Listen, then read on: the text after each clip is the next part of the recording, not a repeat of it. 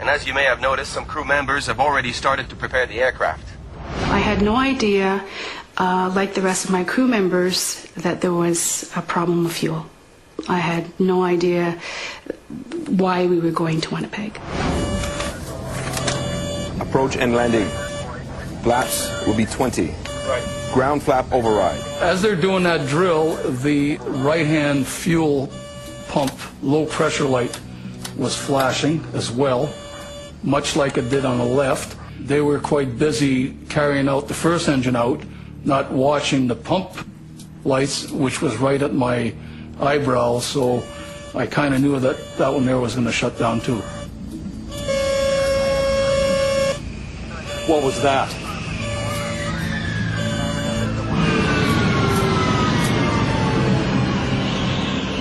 Very shortly we will begin giving you instructions.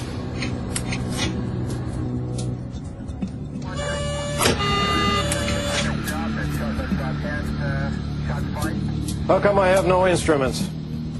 Our beautiful colored engine and flight instrument displays simply went black. It's exactly what Pearson had feared. He's lost both engines. At 26,500 feet, still 75 miles from the nearest major airport, he's out of fuel. Winnipeg, Air Canada 143. Air Canada 143, go ahead. Just lost both engines. When both engines shut off, I think he said, "Holy, I'm talking to a dead man." 143 just lost their engines. It's highly unlikely that anybody's going to survive this. Because I could see them trying to make a turn and spinning in. An airplane's engines not only provide thrust, they also generate the power needed to manipulate the plane. It would be completely uncontrollable, but modern airliners are like a Swiss Army knife with one last blade hidden away. In the event of a loss of power, they automatically deploy the RAT, or ram air turbine. It's spring-loaded, and the propeller that drives this small hydraulic pump is about the size of a propeller you would see like on a little Cessna 150. And this arm catapults down into the slipstream. This propeller starts to turn, drives this hydraulic pump, and it gives you basic systems. I was pretty quiet, flying without motors. Pearson knows that time is running out. He needs directions to the closest landing strip. 143, this is a Mayday, and we require vector on to the closest available runway. 143, we copy that all okay. But the loss of the plane's engines has had an unexpected consequence at air traffic control. They're gone. They were right here. We've lost him. He's dropped off the screen. I need primary radar.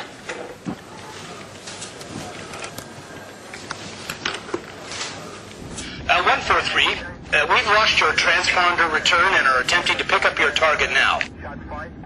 We work on transponder, it's called secondary radar. We take the pilot signal to paint the aircraft.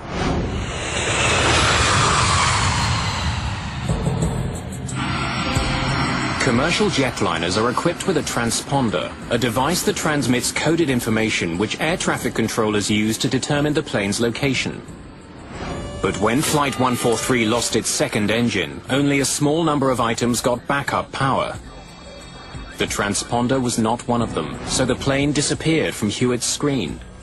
Flight 143 is somewhere east of Winnipeg, but no one knows exactly where or how far it is from the airport. In spite of its enormous weight, a 767 doesn't plunge from the sky when it loses its engines. Its aerodynamic properties keep it in the air, but slowly coasting to Earth. And I was trying to figure how many miles we were moving ahead versus how many thousands of feet we were dropping. But Quintel doesn't have the instruments which provide the information he needs to make that calculation. Since he lost the plane's signal, Hewitt can't give Quintel that information either. Controllers hurriedly work to rig up a way to find the plane. Just before landing, you will hear the command, brace for landing. Brace immediately and stay braced until the plane comes to a complete stop. There are 2 ways to brace. 1, bend forward.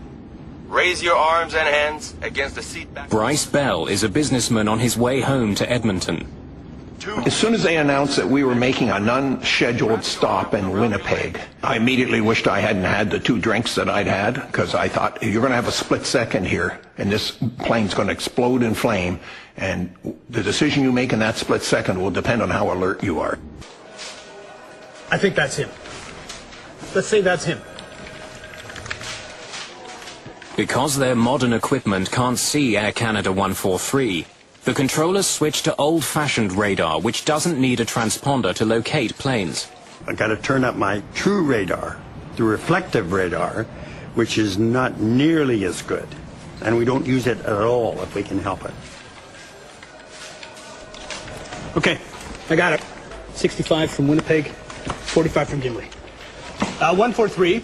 We have you at 65 miles from Winnipeg and approximately 45 miles from Gimli. For the first time since losing power, the pilots know their distance to Winnipeg. We might make Winnipeg.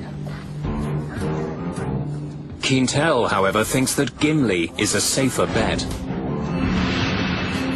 Gimli, Manitoba has a decommissioned Air Force base. It's about 20 miles closer than Winnipeg. As luck would have it, Maurice Quintel trained at Gimli while in the armed forces. He knows it well. 45 miles to Gimli. That is a long runway. Is there emergency equipment at Gimli? Negative emergency equipment at all. Just 1 runway available, I believe. And no control tower and no information on it. Pearson must consider the possibility of a crash landing. If he has any chance of making it to Winnipeg, which has full emergency support, he knows he must try for it. Okay, then we would prefer Winnipeg. Fine. 143, continue your present heading. It was about regrets. It was about things I hadn't done in my life. It was about ways I've treated the odd person here or there that I wish I'd treated more gently. It was about how stupid I was at some of the things I used to make big issues out of that are so insignificant when it really comes down to what real reality is about. It was pretty devastating. And I remember telling a mother with a baby, and I had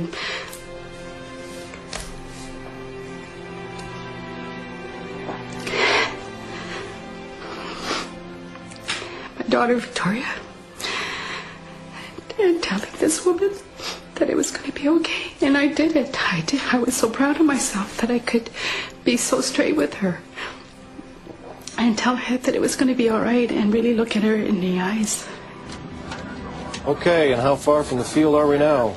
You're 35, correction, make that 39 miles from Winnipeg. Roger.